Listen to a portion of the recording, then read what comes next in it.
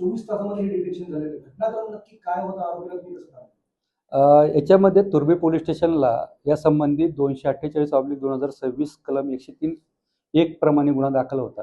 त्यामध्ये आम्हाला खूप मोठं असं चॅलेंज होतं की याच्यामध्ये कुठल्याही प्रकारची आम्हाला आरोपीबद्दल माहिती नव्हती.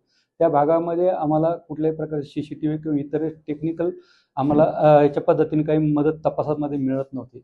या ठिकाणी तुर्भे पोलीस स्टेशनचे पोलीस निरीक्षक आबा पाटील आणि त्यांच्या DB पथकाने खूप चांगली पारंपरिक पद्धतीने आणि गोपनीयरित्या माहिती करून त्याच्यामध्ये आरोपी निष्पन्न केलेला आहे आणि त्याच्यामध्ये काल रात्री आम्ही एक आरोपी अटक केलेला आहे आणि तो आम्ही गुन्हा उघडकीस आणलेला. आरोपी त्या महिलेला गेल्या 7 वर्षापासून ओळखत होता आणि ती महिला जरा थोडीशी विसरळ किंवा असं विसरत होती. यामध्ये आरोपीच्या वर काही कर्ज झालं होतं आणि महिलांच्या अंगावर सोनं होतं.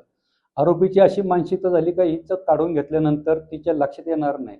पण ज्यावेळेस आरोपीने तिच्या अंगावरचं सोनं काढायचा प्रयत्न केला त्यावेळेस महिलाने विरोध केला आणि मग ती आरडाओरडा करायला लागल्यानंतर आरोपीने तिच्या जवळच त्या ओढणीने तिचा गळफास देऊन तिचा मृत्यू केला आणि नंतर तो पुरावा नष्ट करण्याच्या हिशोबाने बोरीमध्ये तिचा मृतदेह कोंबून बांधून एका बाजूला त्या ठिकाणी रोडच्या बाजूला नेऊन टाकला होता.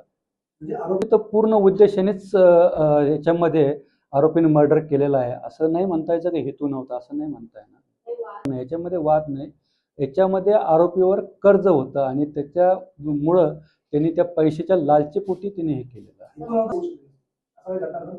असं नाही सांगता यायचं, बोलता नाही यायचं. असं झालंच असतं, ती कल्पना होईल असं नाही सांगता यायचं. नक्की उत्तम पद्धतीने आणि चांगली गोपनीय माहिती काढून आबा पाटील आणि त्यांच्या टीमनी हे केलेलं आहे. याच्यामध्ये माननीय पोलीस आयुक्त भारंबे साहेब, तसेच जॉईंट CP सर साकोरे साहेब, DCP अमित काळे साहेब यांच्या मार्गदर्शनाखाली पोलीस स्टेशनच्या टीमने DB पथक, त्याच्यामध्ये PS API समीर चासकर आणि त्यांच्या टीमने आणि आबा पाटलांच्या यांच्या मार्गदर्शनाखाली संपूर्ण टीमने खूप चांगलं कामगिरी केलेली आहे. यापूर्वी आरोपीवर अद्यापर्यंत कुठल्या प्रकारचे गुन्हे नाही.